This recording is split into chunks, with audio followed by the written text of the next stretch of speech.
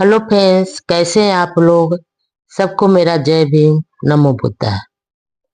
बुद्ध और उनका धर्म।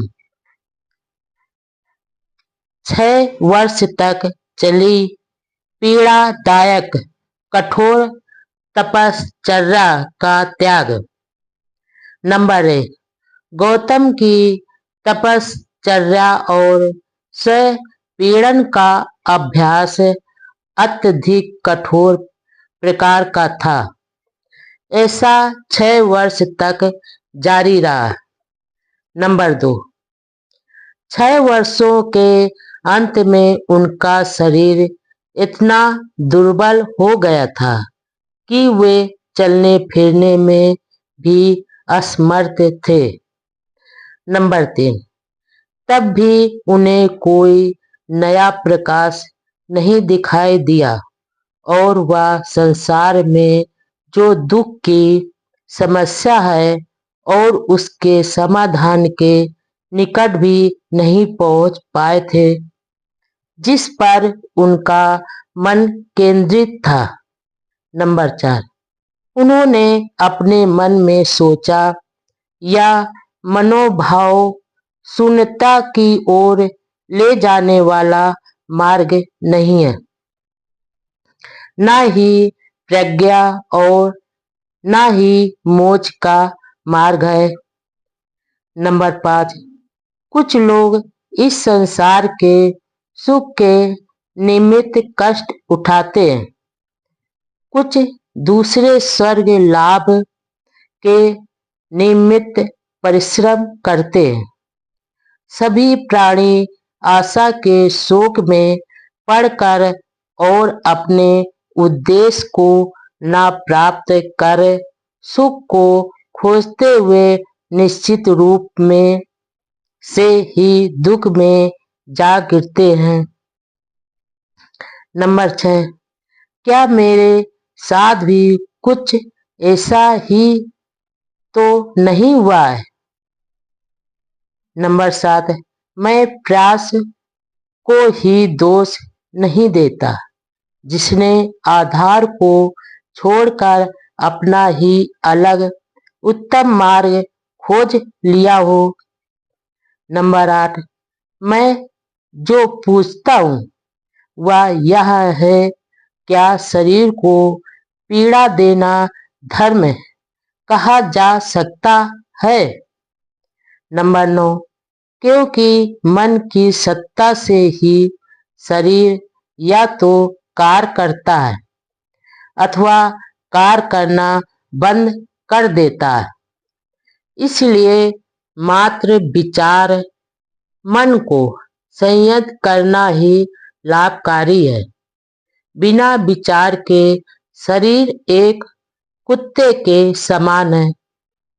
नंबर 10, यदि केवल शरीर की बात होती है तो शायद भोजन की शुद्धता से ही पुण्य प्राप्त हो सकती है, किंतु जब तक उस कर्ता में भी गुण पुण्य है, लेकिन यह सब किस काम का है।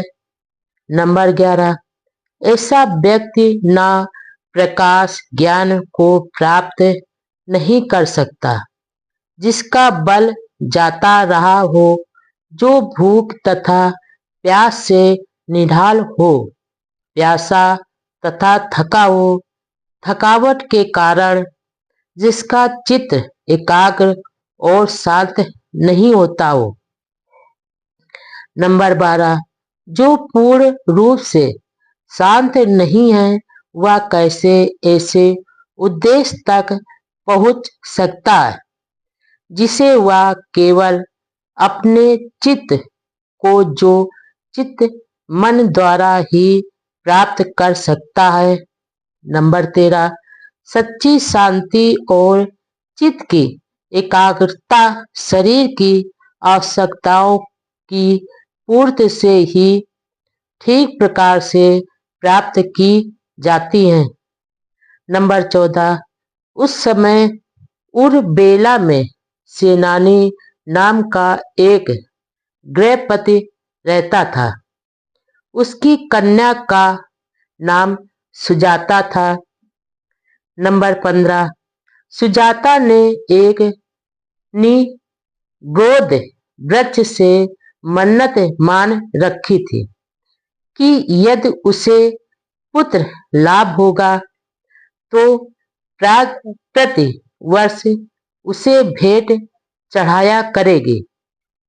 नंबर 16, उसकी पुत्र प्राप्ति की इच्छा पूर्ण हो चुकी थी, इसलिए उसने अपनी पूर्णा पूर्णा नाम की दासी को पूजा स्थली तैयार करने के लिए भेजा था ताकि वह भेंट चढ़ा सके। नंबर 17, गौतम को निगोद वृक्ष के नीचे बैठा देख पूर्णा ने सोचा कि वह वृक्ष देवता थे जो स्वयं ही वृक्ष से उतरकर नीचे आ गए थे। नंबर 18, सुजाता वहां आई और उसने अपनी बनाई हुई खीर स्वर्ण पात्र में सिद्धार्थ गौतम को अर्पित की।